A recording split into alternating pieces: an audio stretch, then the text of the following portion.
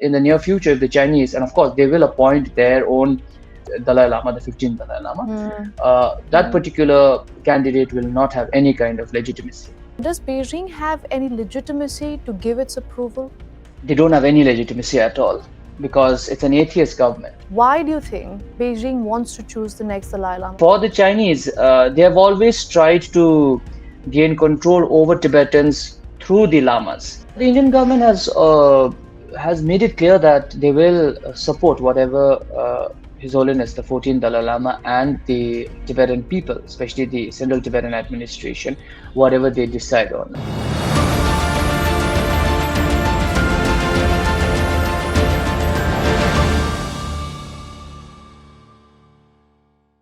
The Dalai Lama has for the first time told the world what happens after his tenure. The head monk of Tibetan Buddhism has assured that the 600-year-old institution will continue. This has been flatly rejected by China, however, which has insisted that the next Tibetan spiritual leader will have to be approved by the Xi Jinping government. This story is no longer just about religion. It's a diplomatic flashpoint in Asia, which very well could affect India as well. So to discuss this and much more, Professor Jigme Yeshe is joining me live.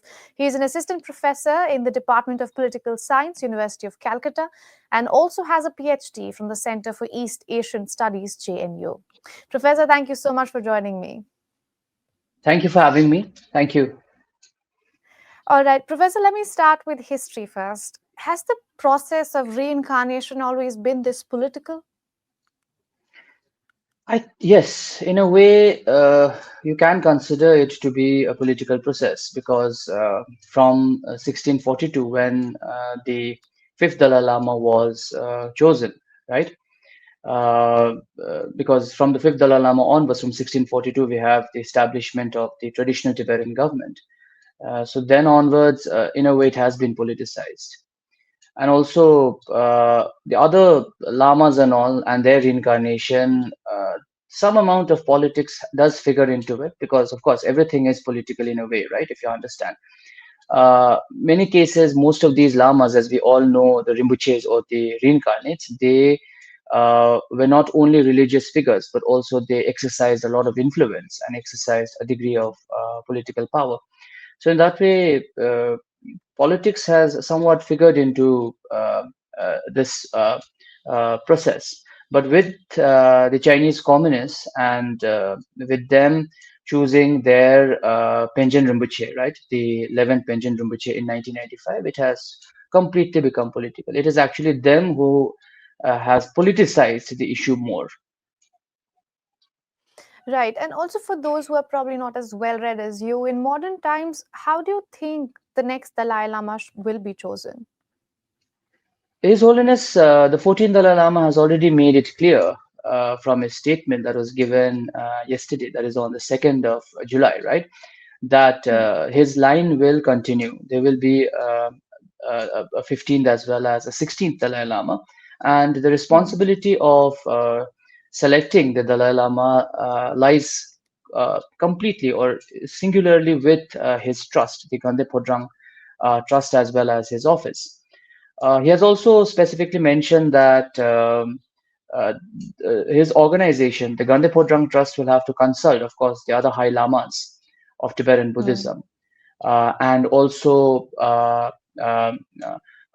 the Dharma protectors, the Sungmas, as we call in Tibetan Buddhism. They also have to be consulted. So in a way, he has already established a kind of a structure for the future reincarnations to happen. Right. Also, Professor, I've been covering South Asia for quite some time now, but unfortunately, we do not hear a lot of news coming in from Tibet. Do you think we have a fair idea of what the Tibetans want, especially the younger generation of Tibetans, both in exile and inside Tibet? How do they view the establishment of the Dalai Lama? Well, I guess that's a very interesting question because it's difficult to know what the Tibetans from inside Tibet they want, right? The younger generation Tibetans, and I consider myself in a way a younger generation Tibetan, right? So we all want this particular institution to continue because the Dalai Lama is, of course, the heart and soul of Tibet. Most significantly, as a Tibetan Buddhist, as I'm a practicing Tibetan Buddhist, he is truly my root master, whom we call as Dalai Lama. So he is someone who bestows empowerments and bestows teachings. So in that way, of course, we want the reincarnation line to continue, his line to continue. But now, regarding Tibetans inside Tibet, especially the younger generation, it's interesting because His Holiness did mention in his statement that he had received a lot of requests from inside Tibet, Yeah. Tibetans inside Tibet, who wanted his reincarnation to continue. And of course, they have their own novel ways of relaying the message across the Great Firewall. Like what had happened was last year when His Holiness, when his birthday was being celebrated, it was his 89th birthday. So many of the Tibetans inside Tibet had actually pasted the number 89 on the Hmm. T-shirts. So that was one novel way of showing their support and their faith and devotion towards the present Dalai Lama. And the present Dalai Lama, the 14th Dalai Lama, is truly loved immensely by Tibetans inside Tibet. Most of them, they celebrate his birthday every year, right? Even though there has been a lot of Chinese suppression and oppression regarding these practices. And of course, before his photo was banned throughout Tibet, his photo used to be displayed in almost all Hmm. temples and major monasteries in different parts of Tibet. Even after his photo has been banned, it is widely circulated and used in different shrines and different temples and institutions in other parts of Tibet. So in that way, there is no doubt that Tibetans inside Tibet don't want this line to continue. They truly want His Holiness, the reincarnation to continue. Right. You also touched upon Dalai Lama's latest statement that came out yesterday, which has kind of brought the entire debate to the forefront yet again. Reacting to it, the Chinese Foreign Ministry has rejected the statement, and in contradiction, it has said, and I would quickly want to quote from it. The reincarnated children of major living Buddhas, such as the Dalai Lama and the Panchen Lama, need to be identified through evaluation and approval by the central government. I want to ask you, does Beijing have any legitimacy to give its approval? They don't have any legitimacy at all because it's an atheist government, right? And Hmm. the idea of them selecting reincarnates actually started from the selection of the present Chinese appointed Pinjin Rinpoche, the 11th Pinjin Yeah. Rinpoche.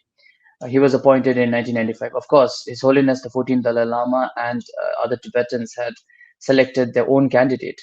Initially, we need to understand that when the previous Pinjin Rinpoche had passed away, a process had been started to find his reincarnation. And in that particular period, the Chinese, they wanted the search party to actually consult with the Dalai Lama, with the 14th Dalai Lama. But then we don't know, like there were certain issues that came up, and then the Chinese selected their own Penchen Rinpoche, the Hmm. 11th one. The problem is, as you can Hmm. see, he doesn't have any legitimacy at all, even though the Chinese have tried the level best to garner legitimacy for him. He's normally sent for different tours in different parts of Tibet, right? But then what I've heard as well as what I've read is that the Chinese have actually paid people money to come and see him or to get blessings from him. Also, his photos are not popular. They are not displayed in different shrines, except for his own monastery in Tashilimbo, Shigatse, Hmm. right? But on the other hand, there are so many other monasteries and temples which displays the portrait of the previous Penchen Rinpoche, not of the Chinese appointed Penchen Rinpoche. So in that way, he has not received any legitimacy at all, which also shows, which also tells us that in the near future, if the Chinese, and of course, they will appoint their own their own, sorry, Dalai Lama, the 15th Dalai Lama, Hmm. that Hmm. particular candidate will not have any kind of legitimacy. The last point you made, I do want to come to that Yeah, briefly. Also, then one another point that you made earlier in your answer is something that struck me even before when I was researching about this. Since China is an atheist state officially, we're not yeah. saying that they are officially an atheist state. In modern times, in modern political times, because this debate is now definitely political and geopolitical, why do you think Beijing wants to choose the next Dalai Lama? What kind of power is it trying to exert? Uh, I guess it's like they want to garner legitimacy maybe from their own candidate. That is their intention, and they believe that the the institution of the Dalai Lama should continue because it will be helpful for them to garner legitimacy, especially from Tibet and Tibetans. It's a fact that their legitimacy and their hold over Tibetans, especially conquering the hearts and minds of the Tibetans, is very weak. It's almost nil, like, right? So they don't receive Yeah. popular support from the Tibetans. So in that way, a figure like the Dalai Lama, especially a 15th Dalai Lama, if they select, then what will happen is that they can, in one sense, gain support from the people, from the local Tibetans. That is something that they want, as well as they know that the institution of the Dalai Lama has a lot of influence and has a lot of power embedded in it, which is, of course, visible with the current 14th Dalai Lama. So that is something that they want to exploit. See, for the Chinese, they have always tried to gain control over Tibetans through the Lamas.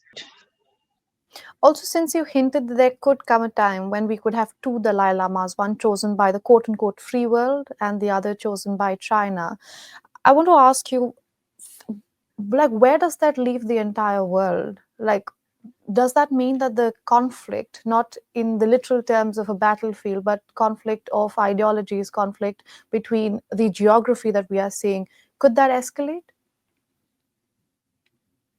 Uh, yes, I think so, because in a way, the major powers of the world, they have already supported, or they've given the support to the 14th Dalai Lama, whether it is the United States through the Tibet Policy Support Act, right? Whether recently it was like the European Union as well as Great Britain. In a way, they've actually supported, or they've actually reiterated the support for the 14th Dalai Lama, as well as whatever decisions His Holiness the 14th Dalai Lama will take. So in a way, that's a Hmm. rejection of the future 15th Dalai Lama that will be appointed by the Chinese. So I'm sure there will be a lot of kind of a, what do you call it, conflict in the near future with regard to this. The Chinese will try the level best to increase the legitimacy and highlight the visibility of their own appointed 15th Dalai Lama, which they've also tried with the 11th Panchen Rinpoche, right? The 11th Panchen Yeah. Rinpoche was, I guess, sent to a few foreign countries, maybe to Thailand, right, as well as maybe to Hmm. Myanmar, right? So in that way, they will also do the same with the 15th Dalai Lama. But then I'm sure what will happen is, except for a few countries, majority of the countries will not really accept the Chinese appointed Dalai Lama. That I'm sure about. Then, Professor, let me zero down. Given India and China already have their sour points, do you think the debate over the successor could become a major flashpoint, and how might that look? The Indian government has made it clear that they will support whatever His Holiness the 14th Dalai Lama and the Tibetan people, especially the Central Tibetan administration, whatever they decide on, right? So that's a clear thing. So in the near future, of course, India, I guess, will reject the Chinese appointed Dalai Lama and support Mhm. the Dalai Lama that will be appointed by His Holiness's office. So that, of course, leads to a space of conflict, right? And Yeah. what if in the near future, what will happen? We are not sure. We don't know clearly. But then India also knows that the Dalai Lama exercises a lot of influence among the Buddhist communities in the Himalayas, right? As well Hmm. as in other parts of India also. In that way, the position of the Dalai Lama and the institution becomes even significant for India. Hmm. I mean, there is a possibility that the next Dalai Lama could come from India itself. What do you think in a Definitely. situation like that New Delhi should do? His Holiness has also mentioned about that I will be reborn in a free world, right? So India Hmm. included. So that way, Hmm. I'm not sure. I'm not a an expert to mention about or comment on what Hmm. Delhi can do or should do. But then, of course, I'm hopeful and I'm hoping that Delhi will support the 15th Dalai Lama who might be born in a place like India, in a free space like India, right? And if the person is born in India, then automatically that person becomes an Indian citizen. So Yes. that makes it again a different thing altogether, right? So these are different possibilities. But Right. then, with His Holiness announcing that he will be reborn and the 15th will be chosen by his office, the Gandhan for Trunk Trust, I guess it makes it easier for the Indian government to move forward with their plans and contingencies. Professor, before I wrap up, let me ask you this last question. Can the next Dalai Lama be a woman? Of course, it can be, it is possible. And His Holiness had also mentioned about that, right? He had hinted about being reborn as a woman. And in fact, we have a number of women reincarnates in the Tibetan Buddhist tradition. We have Hmm. very important line of reincarnates who are all women. For example, you have this very important reincarnate inside Tibet right now, and of course, who has been co-opted by the Chinese communists, something Doji Pamo. So she Hmm. is a line of reincarnates who are women. Also, we have several other lamas and rinpoches who are all women. So in that way, it can be a possibility. The thing about reincarnation is that the reincarnation has to carry forward the activities and the work that has been done by the previous reincarnate. So the previous reincarnate right now, the current reincarnate right now, the 14th Dalai Lama has worked tirelessly for world peace as well as for his own people, the Tibetans, right? So that can be done best, as he mentions, in a free world. And a free world like India, I guess, is a good space. And he has always considered India to be his home, and he has always mentioned himself as a son of India. So I leave with that. Absolutely. And as I said before our discussion even started, this is not a religious topic anymore. Unfortunately, it has become a political and a geopolitical topic. And as you said, we are working with possibilities and what's to come. It's very uncertain. Professor, thank you so much for joining me on Thank Hindustan you. Times. It's been a pleasure Thank you speaking to so you. much. Thank you. Thank you so much. Pleasure was mine. Thank you.